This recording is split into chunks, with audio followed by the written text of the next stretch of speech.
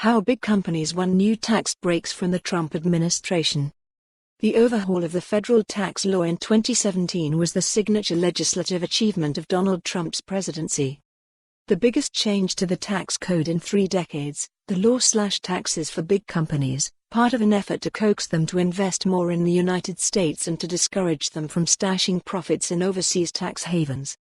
Corporate executives, major investors and the wealthiest Americans hailed the tax cuts as a once-in-a-generation boon not only to their own fortunes but also to the U.S. economy.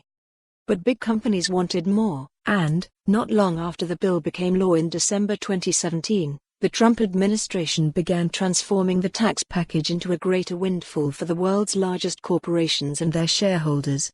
The tax bills of many big companies have ended up even smaller than what was anticipated when the president signed the bill. One consequence is that the federal government may collect hundreds of billions of dollars less over the coming decade than previously projected. The budget deficit has jumped more than 50% since Trump took office and is expected to top $1 trillion in 2020, partly as a result of the tax law. Laws like the 2017 tax cuts are carried out by federal agencies that first must formalize them via rules and regulations. The process of writing the rules, conducted largely out of public view, can determine who wins and who loses. Starting in early 2018, senior officials in Trump's Treasury Department were swarmed by lobbyists seeking to insulate companies from the few parts of the tax law that would have required them to pay more. The crush of meetings was so intense that some top Treasury officials had little time to do their jobs, according to 2 people familiar with the process.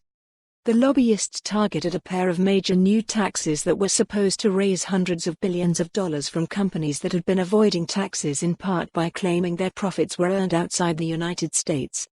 The blitz was led by a cross-section of the world's largest companies, including Anheuser-Busch, Credit Suisse, General Electric, United Technologies, Barclays, Coca-Cola, Bank of America, UBS, IBM, Kraft Heinz, Kimberly-Clark, News Corporation, Chubb, ConocoPhillips, HSBC and the American International Group. Thanks in part to the chaotic manner in which the bill was rushed through Congress, a situation that gave the Treasury Department extra latitude to interpret a law that was, by all accounts, sloppily written, the corporate lobbying campaign was a resounding success. Through a series of obscure regulations, the Treasury carved out exceptions to the law that mean many leading American and foreign companies will owe little or nothing in new taxes on offshore profits, according to a review of the Treasury's rules. For more on this story, visit the news article link.